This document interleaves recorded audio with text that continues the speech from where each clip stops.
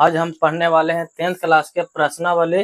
1 वास्तविक संख्या के 1.1 जो आप लोगों को चौथा सवाल पढ़ने वाले हैं। हम तीसरा सवाल तक आप लोग को लाइव क्लास में पढ़ा चुके हैं, जो इस वीडियो के डिस्क्रिप्शन में भी उसका लिंक दे देंगे और इसका लिंक भी उसमें दिया हुआ रहेगा, क्योंकि लाइव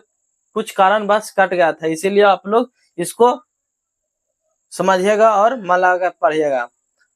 क्योंकि लाइव जो कटने का रीजन है वह लाइट चला जाता है तो लाइव कट जाता है। चलिएगा हम प्रश्न को पढ़ते हैं, आप लोग भी समझिएगा। करा बुक से आप लोग प्रश्न को पढ़ ले सकते हैं। करा यूक्लिड विभाजन प्रमेय का प्रयोग करके दर्शाइए कि किसी धनात्मक पूर्णांक का वर्ग किसी पूर्णांक n के लिए किसी पूर्णांक m के लिए 3m तथा या 3m प्लस 1 के रूप का होता है या नहीं, यही बात हमें मतलब प्रूव करना है। मतलब 3m लाना है और n 3m प्लस 1 लाना है। तो आप लोग चलिएगा सबसे पहले लिखेंगे माना कि धनात्मक पूर्णांक, माना के धनात्मक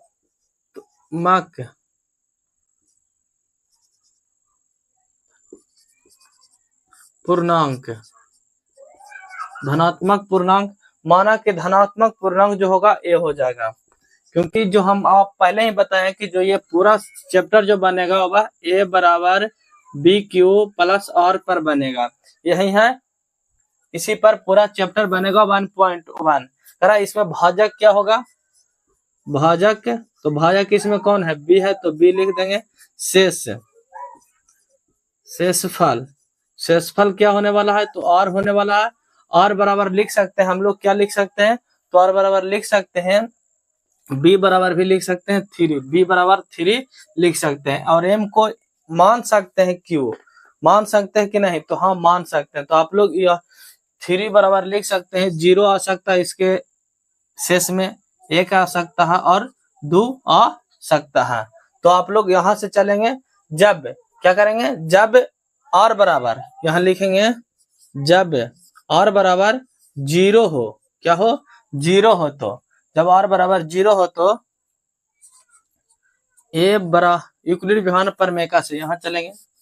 यूक्लिड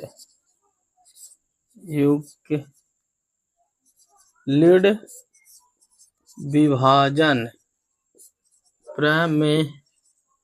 से, क्योंकि ऊपर में ही बोला है कि यूक्लिड विभाजन प्रमेय का प्रयोग करके दर्शाया, प्रयोग करने के बोल रहा है यूक्लिड विभाजन प्रमेय का, तो यहाँ लिखेंगे, जब लिखेंगे यूक्लिड विभाजन प्रमेय क्या कहता है, ए बराबर बी क्यू प्लस आर होता है। तो जब क्या होगा,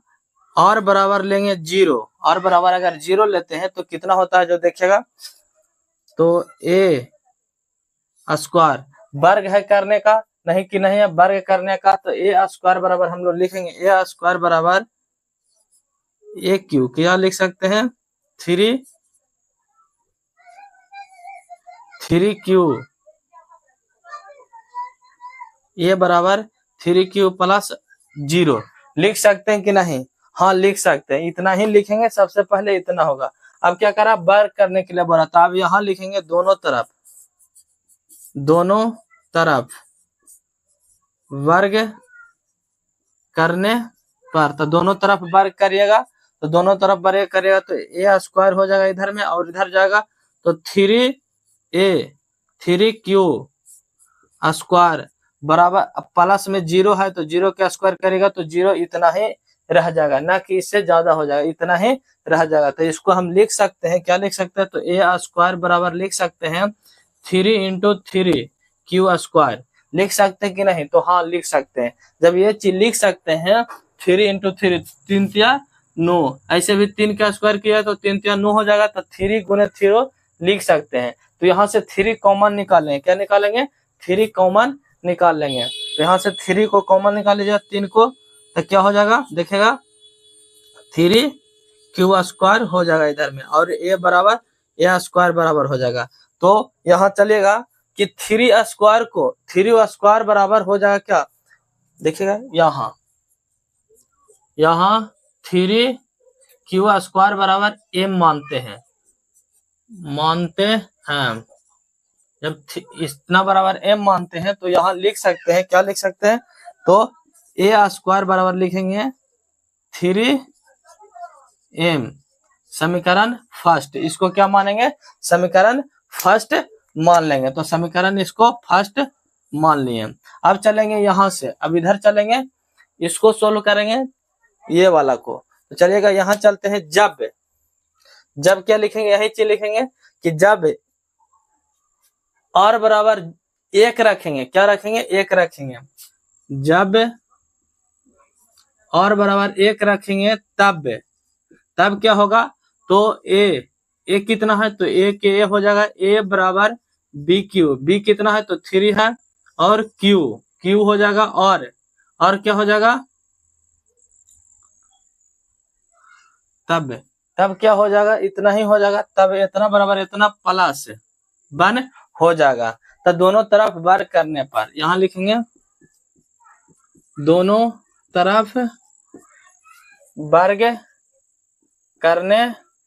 पर, दोनों तरफ वर्ग करने पर, दोनों तरफ वर्ग करने पर क्या हो जाएगा, निकल जाएगा। तो देखिएगा ए स्क्वायर बराबर हो जाएगा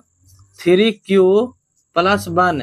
के होल स्क्वायर जैसे हो जाएगा तो क्या करेंगे, यहाँ चलेंगे,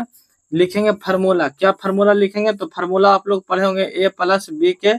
होल स्क्वायर बराबर क्या होता है, a + b के होल स्क्वायर बराबर तो होता है a स्क्वायर +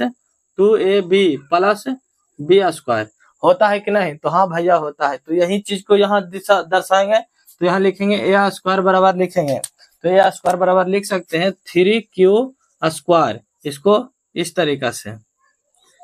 से प्लस के चिन्ह है, प्लस देंगे, 2 × 3q प्लस इंटू में 1 होगा, फिर प्लस देंगे 1 के स्क्वायर हो जाएगा। अब a स्क्वायर बराबर लिख सकते हैं 3 3 होता 3 × 3 3q स्क्वायर लिखेंगे कि नहीं, 3 3 9 ऐसे भी होगा, यही चीज को यही चीज लिखे चलेगा, प्लस के चिन्ह देंगे, यहाँ हो जाएगा 3 दूनी 6q, प्लस में देंगे 1 स्क्वायर, 1 को स्क्वायर कीजिएगा तो 1 ही रह जाएगा। अब यहाँ से कॉमन क्या लेंगे, तो a स्क्वायर बराबर 3 कॉमन लेते हैं, तो 3 कॉमन लेंगे तो यहाँ हो जाएगा 3q स्क्वायर प्लस हो जाएगा 2q, ये बंद हो जाएगा, और प्लस में 1 इधर रह जाएगा, क्योंकि 3 कॉमन लिए प्लस रह ही जाएगा, जब प्लस रह जाएगा तो देखेगा अब यहाँ लिखेंगे, यही चीज लिखेंगे कि यहाँ इतना बराबर m मानते हैं, तो जब 3q स्क्वायर प्लस 2q बराबर m मानते हैं, तो क्या पता हमको चलता है, तो a स्क्वायर बराबर पता चलता है 3m + 1, हमारा यही प्रूव होकर के आ गया समीकरण 2। तो हम यहाँ लिखेंगे समीकरण 2, और समीकरण 1 से हमें यह पता चलता है कि ये किसी धनात्मक पूर्णांक के लिए क्या है, इतना वर्ग के लिए के रूप में हो सकता है। तो यहाँ लिखेंगे किसी भी धनात्मक पूर्णांक के लिए क्या हो सकता है, 3m या 3m + 1 के रूप का हो सकता है पूर्णांक वर्ग के लिए, क्या होगा, पूर्णांक की वर्ग के लिए, यहाँ पूर्णांक की वर्ग लिखिए, वर्ग के लिए इतना हो सकता है। तो आप लोग को प्रश्नावली 1.1 के चौथा सवाल आप लोग को समझ में आ चुका होगा, तो आप लोग शेयर कीजिएगा दोस्तों के साथ, और इस चैनल को सब्सक्राइब करना ना भूलिए।